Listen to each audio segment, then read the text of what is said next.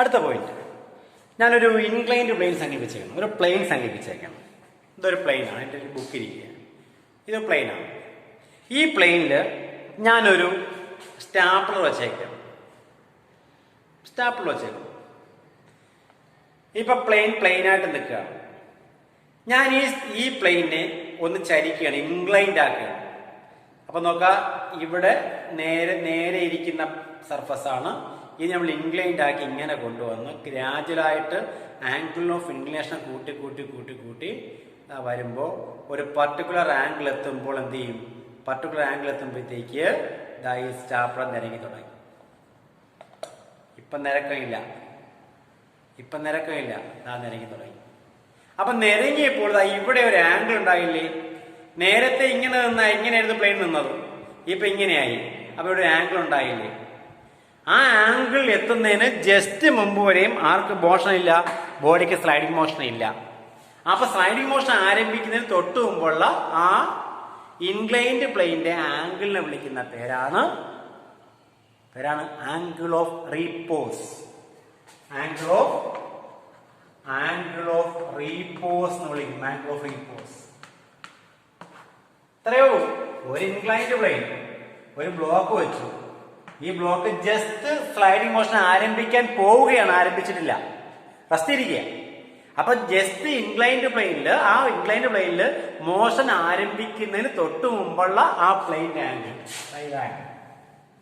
ഈ angle theta, ആ ആംഗിളിനെ വിളിക്കുന്ന പേരാണ് എന്ത്? Angle of repose. അപ്പൊ angle of repose of an inclined plane is the angle of inclination of the plane. Angle of inclination of the plane in which the body just sides its sliding motion. അവന്റെ sliding motion ആരംഭിക്കാൻ just തുടങ്ങാൻ പോകുന്നതിനോട് തുടങ്ങിയിട്ടില്ല. അപ്പൊ തുടങ്ങാൻ പോകുന്നതിന് തൊട്ട് മുമ്പുള്ള, അല്ലെങ്കിൽ തുടങ്ങുന്നതിന് തൊട്ട് മുമ്പുള്ള ഈ ആംഗിൾ ഓഫ് ഇൻക്ലിനേഷൻ വിളിക്കുന്ന പേരാണെന്ത്?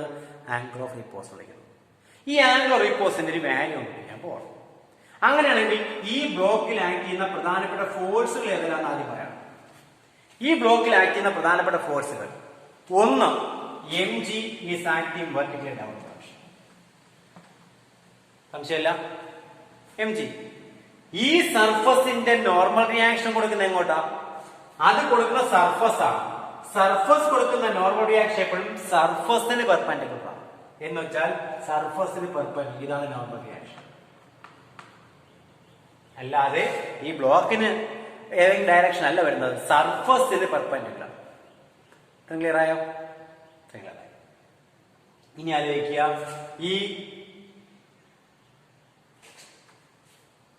ഈ ആർ എന്ന് പറയുന്ന ഫോഴ്സ് നമ്മൾ ഇങ്ങോട്ടൊന്ന് എക്സ്റ്റെൻഡ് ചെയ്ത് കഴിഞ്ഞാൽ ഇത്ര ഡയറക്ഷൻ ഓഫ് ആർ. ഈ ആംഗിൾ തീറ്റയാണെങ്കിൽ, ഈ ആംഗിൾ 90 ആണെങ്കിൽ ഈ ആംഗിൾ 90 മൈനസ് തീറ്റ ആയിരിക്കുന്നില്ലേ? ഇത് തീറ്റ, ഇത് 90, ഇത് 90 മൈനസ് തീറ്റ. എങ്കിലല്ലേ മൂന്നാംഗിളിലെ കുട്ടികൾ 180 ഡിഗ്രി വരുള്ളൂ, ട്രയാംഗിളിന്റെ പ്രോപ്പർട്ടി. അപ്പൊ ഈ ആംഗിൾ തീറ്റ ആണെങ്കിൽ ഈ ആംഗിൾ എത്രയായിരിക്കും? തീറ്റ തന്നെയായിരിക്കും. ഈ ആംഗിൾ തീറ്റ തന്നെയായിരിക്കും. ഓക്കെ. അപ്പൊ mg എന്ന ഫോഴ്സ് ഇതുമായിട്ട് മേക്കുന്ന ആംഗിൾ തീറ്റ ആണെങ്കിൽ എനിക്ക് mg എന്ന ഫോഴ്സ് രണ്ട് കമ്പോണന്റ് ആക്കാം.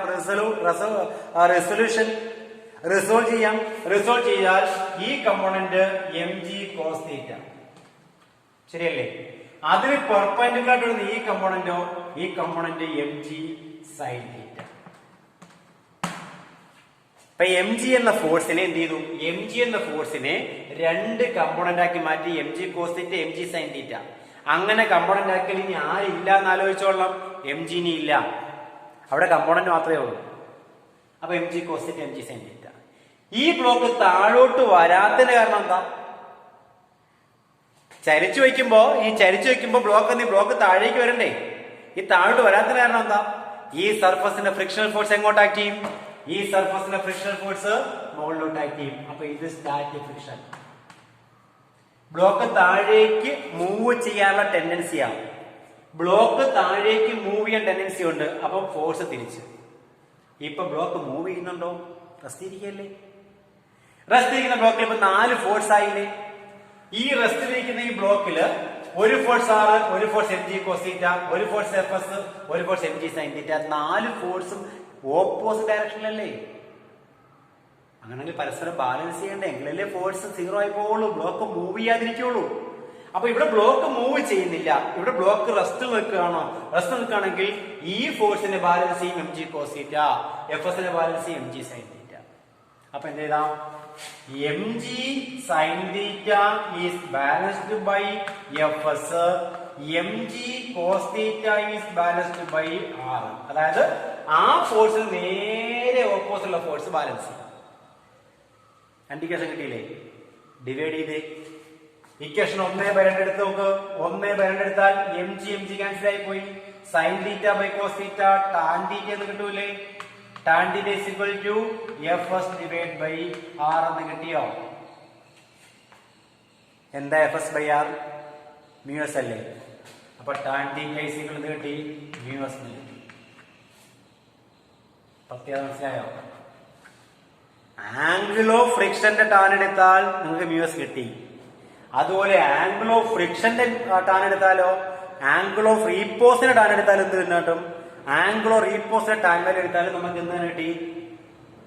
മ്യൂ എസ് കിട്ടിയില്ലേ? കിട്ടിയില്ലേ? അതാണ് ആംഗിൾ ഓഫ് റീപോസിന്റെയും ആംഗിൾ ഓഫ് ഫ്രിക്ഷന്റെ പ്രത്യേകത. ആംഗിൾ ഓഫ് റീപോസും ആംഗിൾ ഓഫ് ഫ്രിക്ഷന്റെയും ടാൻ എടുത്താൽ എന്ത് കിട്ടും? കോഎഫിഷ്യന്റ് ഓഫ് ഫ്രിക്ഷൻ കിട്ടും. അപ്പൊ എന്താ angle of repose? Angle of repose of an inclined plane is the angle of inclination of the plane in which the body just starts its sliding motion. അവന്റെ sliding motion just start ചെയ്യുമ്പോൾ ഉണ്ടാക്കുന്ന ആ angle of inclination വിളിക്കുന്ന പേരാണ് ഏത് angle of repose എന്ന് വിളിക്കുന്നത്. Clear ആയോ? Angle of repose of inclined plane. Clear ആയോ? സംശയമുണ്ടോ? ഇല്ല. ഇതിനെ എം ജിയെ 2 കമ്പോണന്റ് ആക്കി. തീറ്റ എവിടെ നിന്ന് വന്നു? ഈ ആംഗിൾ തീറ്റ ആണെങ്കിൽ ഈ ആംഗിൾ തീറ്റ ആയിരിക്കും by geometry. Theta M G ഇങ്ങോട്ട്, ഇത് തീറ്റ. അപ്പൊ ഈ component M G cos theta, ഇത് M G sine theta. M G sine തീറ്റയെ എഫ് എസ് ബാലൻസ് ചെയ്യും, എം ജി കോസ് തീറ്റയെ ആർ ബാലൻസ് ചെയ്യും. രണ്ടും തമ്മിൽ അങ്ങോട്ടും ഡിവൈഡ് ചെയ്യുമ്പോൾ എം ജി ക്യാൻസൽ ആയി പോകും. Sine theta by cos theta tan theta കിട്ടി. Tan theta is equal to F S by R കിട്ടി. F S by R is equal to mu S എഴുതി. അപ്പൊ tan theta is equal to mu S. Okay.